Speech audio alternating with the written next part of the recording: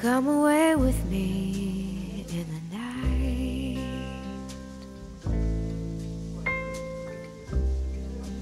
Come away with me, and I will. Я когда решила идти к Юле на писательский курс, у меня был своего рода кризис.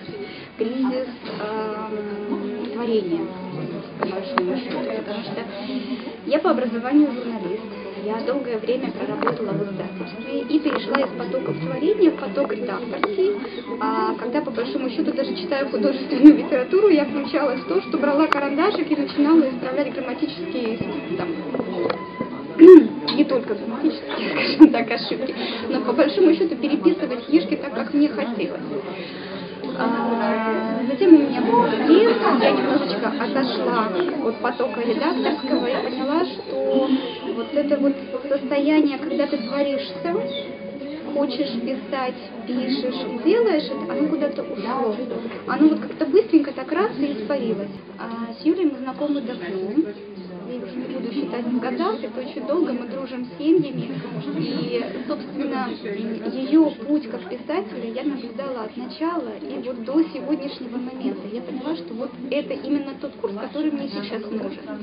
И благодаря тем инструментам, которые Юлечка дала на своем, нельзя сказать, да, там, серия мастер-классов, это своего рода школа. Те инструменты, которые она давала на своих занятиях, они именно включают в поток творчества. Не важно, что ты пишешь, но важно, что ты пишешь и что при этом ты чувствуешь.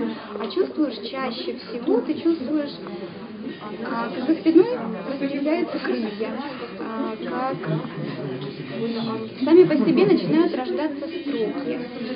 Слова будто бы самостоятельно образуют какие-то картины, появляются образы. И ты понимаешь, что в этом потоке ты просто находишься, и тебе нужно просто успевать все это записывать.